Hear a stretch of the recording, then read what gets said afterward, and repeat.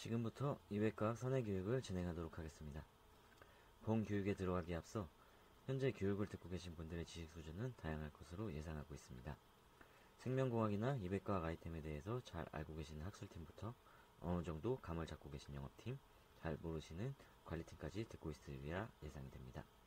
그래서 이 교육을 듣고 모든 분들이 쉽게 이해할 수 있도록 교육의 수준을 맞춰서 진행할 것이며, 따라서 때로는 학술적으로 자세히 파고들었을 때 100% 완벽하게 맞지 않는 내용이 나오더라도 넓은 마음으로 이해해 주시길 바라겠습니다. 그럼 지금부터 어플라이드 바이오 피직스사에서 나온 이시스에 대해 알아보도록 하겠습니다. 본 설명에 들어가기에 앞서 이시스에 대해 간단히 설명드리면, 세포를 배양하는 플레이트에 전류를 흘려 세포가 자라거나 외부의 자극에 의해 형태가 변할 시 저항을 측정하여 실시간으로 세포를 분석해주는 장비라고 생각하시면 될 것 같습니다. 이시스는 일렉트릭 셀 서브스트레이트 임피던스 센싱의 약자로 게이버와 키스가 GE R&D 센터에 재직 시 처음 고안해 개발하기 시작했습니다. 기본 아이디어는 화면의 그림과 같이 세포를 배양하는 컬처 디시 바닥에 전류를 흘릴 수 있는 일렉트로이드를 설치하고, 그 위에 세포를 배양하면 세포가 저항으로 작용해 자라거나 외부의 자극에 변화하면서 저항 역시 변화하여 세포의 다양한 분석이 가능하지 않을까 하는 생각이었습니다. 이렇게 이시스를 개발하면서 처음부터 현재의 모습을 갖추게 된 건 아닌데요. 처음 이시스를 개발할 때 배양 플레이트에 존재하는 일렉트로이드의 크기는 컸습니다. 그러나 이렇게 일렉트로이드의 크기가 커지자 배지 자체로부터 받게 되는 저항인 솔루션 레지스탕스가 커서 세포가 자라지 않아도 저항이 항상 높게 나와 정확한 측정이 불가능했습니다. 그래서 이 문제를 해결하기 위해 조금씩 일렉트로이드의 크기를 줄여갔고, 결국 현재의 작은 일렉트로이드의 크기에 이르러서야 저항을 정확히 측정할 수 있었습니다. 가끔 고객들이 일렉트로이드의 크기가 왜 이렇게 작냐, 좀 더 크게 만들어주면 실험하기에 좋지 않겠냐 라고 물어보시면 이 점에 대해 설명해 주시면 될 것 같습니다. 이렇게 문제점을 해결해 나가면서 현재의 모습을 갖추게 되었습니다. 화면에 보이는 사진이 이시스의 배양 플레이트입니다. 플레이트의 바닥에 두 개의 일렉트로이드가 있는데 워킹 일렉트로이드와 카운터 일렉트로이드입니다. 워킹 일렉트로이드는 250 마이크로미터로 모든 웰에 따로따로 존재하며, 카운터 일렉트로이드는 플레이트 모든 웰 중앙에 한 번에 연결되어 있습니다. 이렇게 제작된 이시스 플레이트는 이시스 본체와 연결돼 전류를 흘려보낼 수 있게 되고, 전류가 흐르는 일렉트로이드 위에 세포가 자라며 세포는 저항으로 작용하게 됩니다. 세포 때문에 발생하는 저항은 다시 이시스 본체로 실시간으로 측정이 되게 되고, 이시스 본체는 컴퓨터와 연결돼 실험자가 실시간으로 저항과 카파시턴스, 레지스탕스를 확인할 수 있게 됩니다. 장비의 구성으로는 세포를 배양하는 컬처 플레이트, 여기서는 파렐 어레이라고 부릅니다. 플레이트에 전류를 흘려주고 다시 회수해서 본체에 보내주는 어레이 홀더, 일반적으로 어레이 스테이션이라고 부릅니다. 마지막으로 원하는 주파수의 전류를 흐르고 저항을 측정해 실시간으로 나타내주는 이시스 본체와 컴퓨터가 있습니다. 세포를 배양하는 컬처 플레이트에는 8L과 96L 두 가지 종류가 존재하며, 종류마다 한 웰에 존재하는 일렉트로이드의 개수에 따라 8L은 1E, 10E, 10E 플러스 등으로 나뉘며, 96L은 10E 플러스, 10IDF, 20IDF 등으로 나뉘게 됩니다. 다른 종류의 플레이트에 대한 자세한 정보는 홈페이지를 참고하시기 바랍니다. 그럼 일렉트로이드의 개수에 따라 어떤 점이 달라지게 되는지 알아보면, 화면을 보시면 두 개의 그래프가 있습니다.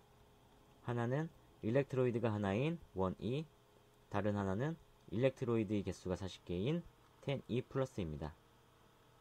일렉트로이드가 하나인 1E는 그래프가 노이즈처럼 들쭉날쭉한 것을 확인할 수 있고, 일렉트로이드 개수가 40개인 10E 플러스는 스무스하게 변화하는 것을 확인할 수 있습니다. 이처럼 원인은 세포를 측정하는 일렉트로이드가 하나여서 싱글셀 수준의 움직임이나 시그널 트랜스덕션 같은 민감한 움직임을 포착하는 데 유용하며, 일렉트로이드의 개수가 40개인 10E+는 웰레에 존재하는 일렉트로이드의 평균을 측정한 수치로 좀 더 베리에이션 없는 정확한 자료를 얻기를 원할 때 적합합니다. 일렉트로이드 위에서 세포가 저항으로 작용하는 과정에 대해 살펴보면, 처음 세포가 바닥에 붙지 않고 떠 있을 때는 일렉트로이드의 모든 부분에서 전류가 흘러 저항이 없게 되고, 바닥에 닿게 되면 세포가 닿은 면적은 전류가 흐르지 않아 저항이 높아지게 됩니다. 또 세포는 살아있는 생물로 모양이 변하게 되는데, 처음 바닥에 붙지 않았을 때는 원형을 이루고 있다가 바닥에 붙으면 널쩍하게 펼쳐져 일렉트로이드의 저항으로 작용하는 면적이 커지게 됩니다. 쉽게 플라스틱 백을 가로로 놓았을 때와 세로로 놓았을 때의 차이라고 생각하시면 될 것 같습니다. 이처럼 세포의 모양의 변화에 따른 저항의 변화를 측정하여 세포를 민감하게 분석할 수 있습니다. 일렉트로이드는 금으로 되어 있는데, 시간이 지나면 공기 중에 여러 가지 물질들이 쌓여 전류의 흐름을 방해해 줄 수 있습니다. 그래서 실험을 시작하기 전에 전류가 잘 흐를 수 있게 일렉트로이드를 청소해 줘야 되는데, 일반적으로 시스테인이 사용되고 있습니다. 시스테인은 산화되면 서로 결합하여 시스틴이라는 물질로 변하게 되는데, 이 시스테인과 시스틴이 일렉트로이드와 결합을 하게 됩니다. 그럼 시스테인과 시스틴을 농도별로 처리했을 때 전류가 얼마나 잘 흐르게 되는지 확인하기 위해 제작 후 1년 동안 보관한 플레이트로 실험을 해보았습니다. 그 결과 농도를 높여도 시스틴은 전류가 잘 흐르지 않았고, 시스테인은 10mm몰에서 더 빠르고 높게 전류가 흐르는 것을 확인할 수 있었습니다. 그래프의 세로축 카파시턴스는 저항의 반대 개념으로 전류가 흐르는 정도라고 보시면 되겠습니다. 세포를 접종할 때는 한 가지 주의하셔야 될 점이, 배지의 온도를 미리 37도, 인큐베이터 온도와 맞춰 놓아야 한다는 것입니다. 크기가 큰 컬처 플레이트나 디시일수록 이 점은 고려하지 않아도 되겠지만, 이시스에서 사용하는 8L과 96L 등 크기가 작은 컬처 디시나 플라스크에서는 이 점이 중요하게 작용합니다. 만약 배지의 온도가 낮은 상태로 배양기 안에 넣는다면 따뜻한 바닥의 배지가 위로 올라가고 차가운 위쪽의 배지가 밀려 내려가며 배지 내부의 대류 현상이 일어나 세포가 바닥에 고르게 퍼지지 않고 플레이트 웰의 가장자리로 뭉치게 됩니다. 이 점은 특히 일렉트로이드가 하나밖에 없는 원이나 원이 플러스에서 잘못하면 실험을 망칠 수도 있으니 주의하셔야 됩니다. 다음은 실험을 진행하면 보시게 될 그래프입니다. 가로축은 저항을 나타내고 있고요. 일단 세포가 없으면 저항도 발생하지 않으므로 저항은 없습니다. 그리고 처음 세포를 접종하고 세포가 바닥에 붙기 전에도 역시 저항은 없는 것으로 측정이 되고요. 세포가 바닥에 붙고 자라기 시작하면 저항이 올라가기 시작합니다. 정확한 수로 세포를 접종했다면 세포가 자라는 속도는 지수 증식 곡선을 이뤄 빠르게 올라갑니다. 세포가 다 자라고 바닥에 컨플런스하게 완전히 닫혔으면 이제 더 이상 세포는 자랄 수 없고, 일렉트로이드 역시 세포가 모두 덮고 있어 저항은 더 이상 올라가지 않습니다. 세포가 완전히 자란 스프레딩 컴플리트 상태에서도 살짝씩 저항이 변하는 게 보이는데요. 이 점은 살아있는 세포가 이동하면 나타나는 현상으로 정상이라고 보시면 됩니다. 오히려 노셀 그래프처럼 움직임이 완전히 없어지면 세포가 죽었거나 문제가 발생했다고 생각하시면 될 것 같습니다. 모든 세포는 각자 자라는 속도가 다른데, 화면에 보이는 BSC1셀과 NRK셀이 서로 다른 속도로 자란다는 것을 확인할 수 있어 이시스로 여러가지 세포의 분석이 가능하다는 것을 알 수 있습니다. 이 그래프의 패턴을 보시고 앞으로 실험을 하실 때 이 데이터가 무엇을 의미하는지 생각하시고 해석하시면 될 것 같습니다. 앞에서도 말씀드렸듯이 일렉트로이드에서 전류가 흐르게 되는데 웰 전체에서 전류가 흐르는 것은 아닙니다. 화면에 나타나듯이 일렉트로이드 외의 부분은 절연체로 되어 있어 전류가 흐르지 않습니다. 따라서 일렉트로이드 외에는 세포가 자라도 분석되진 않습니다. 일렉트로이드 위쪽에 세포가 자라게 되면 세포와 세포 사이 또는 세포를 뚫고 전류가 흐르게 되는데 이 두 가지 방식은 프리퀀시 차이에 따라 발생하게 되며 프리퀀시는 세포에 따라 달라지게 됩니다. 역시 앞에서도 말씀드렸듯이 일렉트로이드가 하나일 때와 다수의 세포를 측정하고 싶을 때 일렉트로이드가 여러 개 있는 플레이트를 사용할 수 있다는 내용이고요. 만약 세포의 리세터에 리간드가 붙는다든지 바이러스가 침입하거나 글루코스, 산소의 변화가 생기거나 외부의 유전자가 도입되거나 약물이 처리되거나 텐션, 컴프레션, 쉐어 같은 피지컬 체인지가 발생하는 등의 외부로부터 자극이 발생하면 일반적으로 세포의 모양이 바뀌게 되는데 이렇게 세포의 모양이 바뀌면 세포가 덮고 있는 일렉트로이드의 면적도 달라져 이시스의 저항이나 임피던스 등의 수치도 변하게 됩니다. 이처럼 이시스를 사용하면 여러가지 세포의 기능을 분석할 수 있습니다. 그럼 지금부터 이시스를 사용한 예를 알아보도록 하겠습니다. 먼저 이시스를 가지고 암세포의 전이 능력을 분석할 수 있습니다. 다음은 암세포의 전이 과정을 설명한 것인데 먼저 정상 조직에 암세포가 발생하면 암세포는 빠르게 분열하여 주변 조직을 침식하고 완전히 자라게 되면 혈관을 뚫고 나와 다른 조직으로 혈관을 타고 이동하게 됩니다. 다른 조직에 도착하면 암세포는 다시 혈관을 뚫고 조직으로 들어가 전이되게 됩니다. 다음 사진은 암세포가 전이되기 위해 혈관세포를 뚫고 들어가는 모습을 전자현미경으로 촬영한 모습입니다. 보시면 혈관을 뚫고 들어가고 나올 때 암세포의 모양이 바뀌는 것을 확인할 수 있는데 이 점을 이시스로 측정하면 분석할 수 있을 것입니다.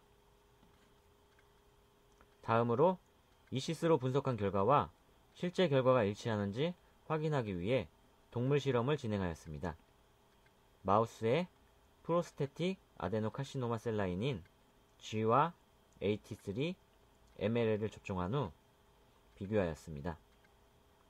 그 결과 G셀라인은 암세포를 주입한 조직에만 암이 발생하였고 주변으로 퍼지지는 않아 전이 능력이 떨어지는 것을 확인할 수 있었습니다. 반면 AT3와 MLL은 주변 조직으로 전이돼 전이 능력이 뛰어난 것을 확인할 수 있었습니다. 다음으로 이시스에서도 동일한 결과를 얻을 수 있는지 확인하였습니다. 실험을 위해 먼저 혈관세포인 휴백셀을 깔고 바닥에 완전히 자란 것을 확인하였습니다. 여기에 각각의 암세포를 투여하였습니다. 그 결과 AT3는 저항이 빠르게 내려갔고 G는 거의 떨어지지 않는 것을 확인할 수 있었습니다. 컨트롤은 암세포를 투여하지 않고 휴백셀만 깔아놓은 상태를 말합니다. 이렇게 저항이 떨어지는 원인으로는 암세포가 혈관을 뚫으면서 혈관세포 사이에 구멍이 생겨 그 구멍 사이로 전류가 흐른 것으로 파악됩니다. 또 AT3는 저항이 내려갔을 때 세포의 마이크로 모션이 없는 것으로 보아 휴백셀이 모두 죽은 것으로 보입니다. 이번엔 MLL을 가지고도 같은 결과가 나오는지 확인하는 실험을 하였습니다. 이번에는 살아있는 MLL 외에 열을 가해 MLL 세포를 죽인 것도 같이 투여하여 정말 살아있는 세포가 침투해가는 과정에서 변화가 생긴 것인지 아니면 세포의 움직임과는 무관하게 암세포의 다른 물질에 의해 저항이 내려가는 것인지 비교해 보았습니다. 그 결과 죽은 MLL은 컨트롤과 비슷해 아무런 영향을 주지 못하는 것을 확인하였고, MLL은 AT3와 마찬가지로 저항이 빠르게 떨어져 전이 능력이 강한 것을 확인할 수 있었습니다. 그래프를 보시면 세포를 깔지 않은 것과 컨트롤이 같은 것을 볼 수 있는데, 이것은 출발선을 같이 놓고 비교하기 쉽게 보기 위해 노멀리제이션을 시켰기 때문입니다. 혼동하지 마시길 바랍니다. 이번엔 더 많은 프로스테틱 카시노마 셀라인을 가지고 실험을 진행해 보았습니다. 앞에서 설명해 드렸기 때문에 쉽게 결과를 알아보실 수 있으실 겁니다. PP1이 전이 능력이 강하고 DU145, PC3, TSU는 전이 능력이 약한 것을 확인할 수 있습니다. 다음은 세포가 자라는 속도를 확인하는 실험에 대한 예입니다. 세포는 바닥에 붙어서 자라기 위해 여러가지 프로테인 코팅이 필요한데, 여기에서는 WI-38VA/13셀을 라미닌, 시럼 프로테인, 엘라스틴, 피브로넥틴으로 코팅한 플레이트에 배양하며 자라는 속도를 비교해 보았습니다. 그 결과 피브로넥틴으로 코팅했을 때가 가장 잘 자랐고, 라미닌으로 코팅하였을 때는 자라는 속도가 느리다는 것을 알 수 있었습니다. 이렇게 세포가 일렉트로이드를 덮는 면적의 수치는 카파시턴스로 보는 것이 유리한데, 카파시턴스는 플러스와 마이너스 전하 사이에 있는 거리에 일정한 비의 전하가 축적되는 것입니다. 만약 세포가 일렉트로이드 위에부터 정션이 생기게 되면 전자의 농도 차이 때문에 디퓨전이 발생하는데, 이에 디플리션이 발생하여 카파시턴스의 수치가 떨어지게 됩니다. 저항이 올라가는 것과는 반대 개념입니다. 카파시턴스는 높은 주파수에서 측정하게 되는데, 이시스로 측정한 그래프와 실제 현미경으로 자라는 모습을 비교해 본 결과 저항이나 임피던스보다 더 정확한 결과를 확인할 수 있었습니다. 이번에는 MDCK2셀을 피브로넥틴, 라미닌, 비트로넥틴, 보바인 시럼 알부민으로 코팅한 후 자라는 것을 비교한 결과입니다. 피브로넥틴으로 코팅하였을 때가 가장 잘 자라는 것을 확인할 수 있었습니다. 이번에는 피브로넥틴으로 코팅한 플레이트에 MDCK셀을 배양한 후 RGDS를 농도별로 처리하여 자라는 속도를 비교해 보았습니다. 그 결과 RGDS의 농도가 높을수록 세포의 성장을 저해하는 것을 확인할 수 있었습니다. 다음으로 역시 MDCK셀에 RGDS를 농도별로 처리하여 자라는 속도를 비교하였는데, 이번에는 라미닌으로 코팅하였습니다. 피브로넥틴으로 코팅하였을 때와는 다르게 농도별로 유의한 차이가 나타나지 않는 것을 확인할 수 있었습니다. 이번에는 BSA로 코팅하여 MDCK를 배양하였습니다. 그리고 24시간 후 MDCK셀을 제거하여 다시 접종해 보았습니다. 그 결과 처음 접종했을 때보다 더 빠르게 자라는 것을 확인하였는데, 라미닌으로 코팅하였을 때와 비슷한 속도였습니다. 다음으로 베리어 펑션을 측정하는 방법에 대해 알아보겠습니다.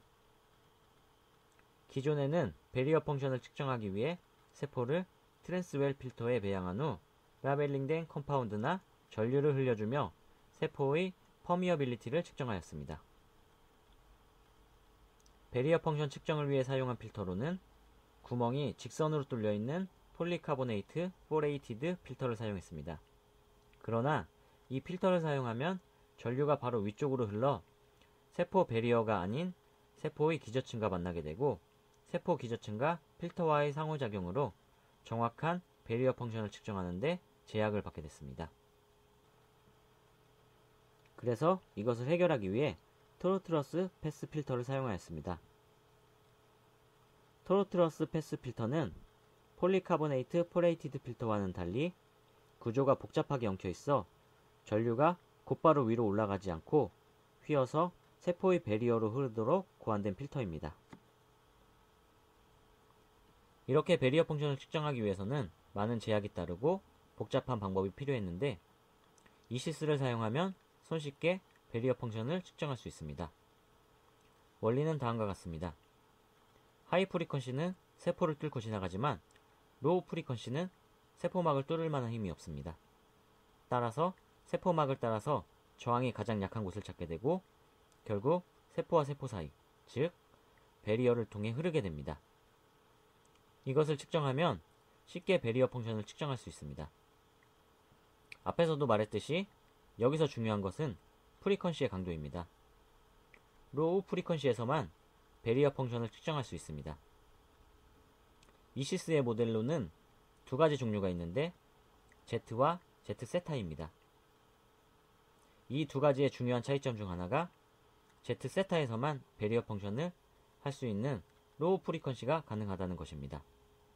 그래서 배리어 펑션을 원하시는 고객을 만나면 반드시 제타 세트를 소개시켜 드려야 되고 제타 세트로 데모도 진행돼야 됩니다. 이번엔 세포의 배리어 펑션을 측정해보는 실험을 하기 위해 먼저 세포의 접착성 단백질인 조1, 이카드에린, 세포의 뼈대인 F액틴으로 염색하여 접종 후 3시간과 10시간대 현미경으로 관찰을 했습니다. 그 결과 F액틴으로 본 세포는 배양 후 3시간 만에 빽빽하게 차 완벽히 자란 것처럼 보입니다. 그러나 조1이나 이카드에린을 보면 중간중간 사이의 공간이 보여 아직 자라지 않은 것을 확인할 수 있습니다. 그럼 이 현상을 이시스를 가지고 실험을 진행해 보도록 하겠습니다. 먼저 세포가 일렉트로이드를 덮는 셀 매트릭스 컨택츠는 40kHz에서 측정하였고 셀 컨택츠는 400Hz의 낮은 프리퀀시로 측정하였습니다.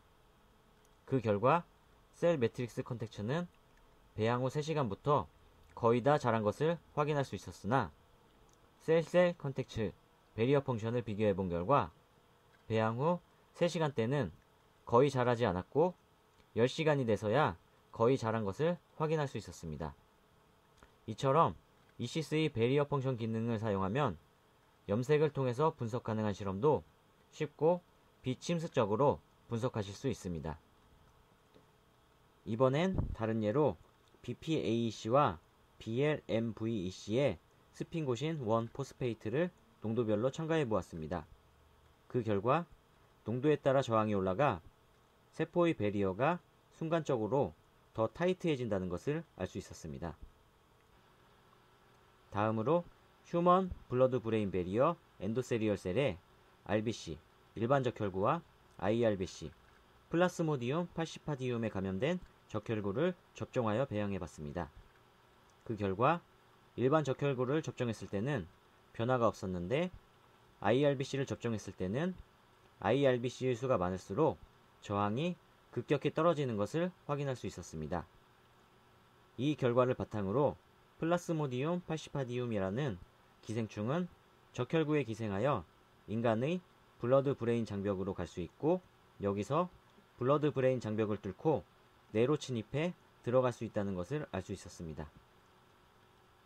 이시스를 사용하면 전류를 가지고 세포의 여러가지 형태학적 분석이 가능한데 이시스의 전류는 크게 세 가지로 나눌 수 있습니다. 배리어 펑션을 측정하는 RB, 세포의 기저층을 확인하는 알파, 세포의 멤브레인 카파시턴스를 측정하는 CM입니다. 다음 그림을 보면 더 쉽게 이해가 되실 겁니다. 일렉트로이드 위에 세포가 원통형으로 떠있는 모델을 형상화하여 각각의 값들을 설명하였습니다. 아까도 말했듯이 알파는 일렉트로이드와 세포 바닥 부위를 의미하고 RB는 세포와 세포 사이를 의미합니다. 마지막으로 CM은 세포의 멤브레인 카파시턴스를 의미하게 됩니다. 이시스의 모델링 기능을 이용하면 이시스가 자체적인 수학적 계산을 통해 이 값들을 한 번에 확인하실 수 있습니다. 이번엔 모델링을 확인해 보기 위해 BPAEC와 BLMVEC의 VEGF를 농도별로 처리해 보았습니다. VEGF의 농도가 높을수록 저항이 떨어지는 것을 확인할 수 있습니다. 그러나 저항이 떨어지는 이유가 세포가 죽어 일렉트로이드에서 떨어지는 것인지 세포의 모양이 변해 세포와 세포 사이의 간격이 넓어져 떨어지는 것인지는 알 수 없습니다. 이때 모델링을 이용하면 알파와 알비 값을 한눈에 확인하여 세포에 어떤 변화가 일어났는지 정확히 알 수 있습니다.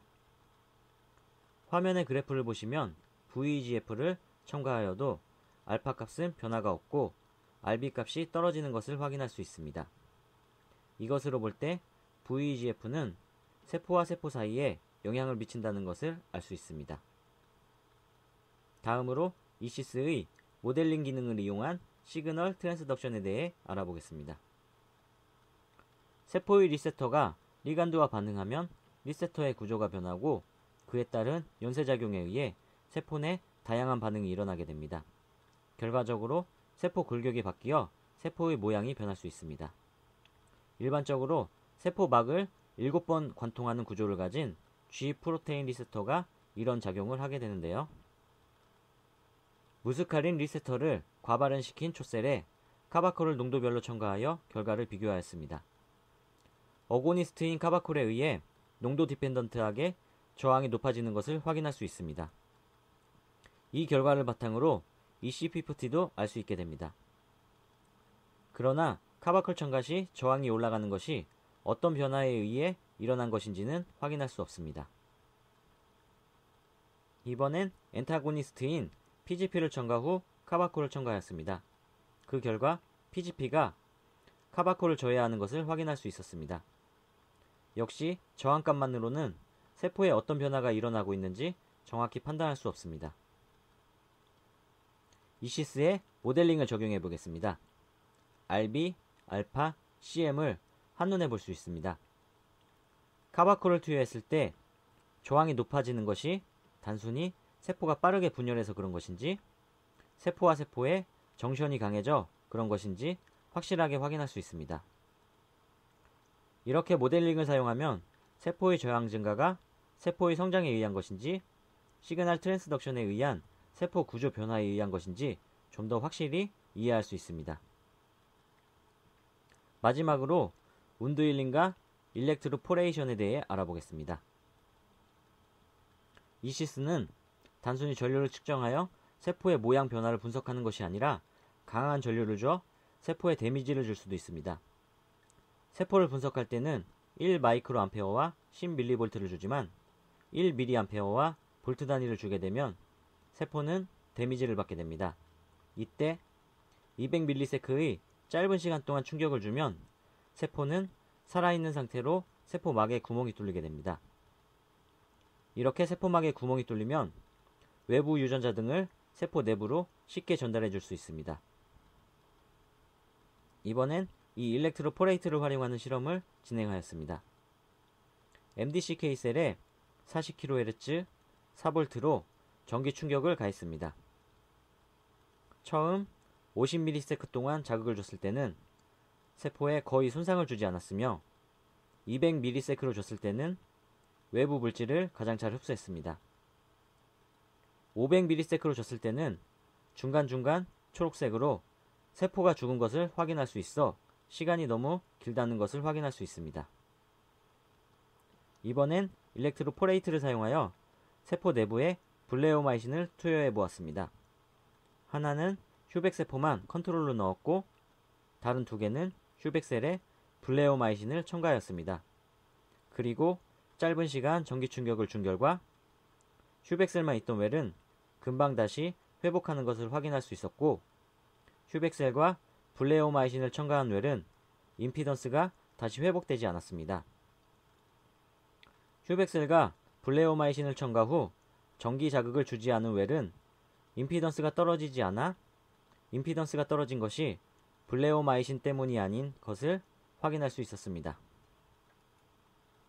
이렇게 세포에 일렉트로포레이트를 주고 실시간으로 모니터링하는 크림어세이에도 이시스를 활용할 수 있습니다.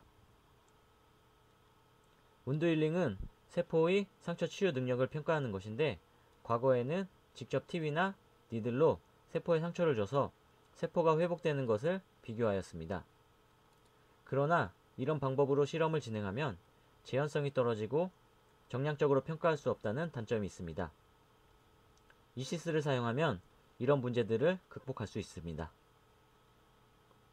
일반적인 비침수적 모니터링은 0.01V에서 진행됩니다. 그러나 2에서 4V의 강한 자극을 주면 세포는 데미지를 입게 되고 일렉트로포레이트보다 더 긴 시간 자극을 주면 세포는 결국 죽게 됩니다. 운드 힐링 과정을 실제 현미경으로 찍은 것인데 가운데 동그란 원이 일렉트로이드입니다. 일렉트로이드 위에 세포가 자라고 있고 여기에 강한 전기 충격을 줍니다. 강한 전기적 충격은 일렉트로이드 내에서만 발생합니다.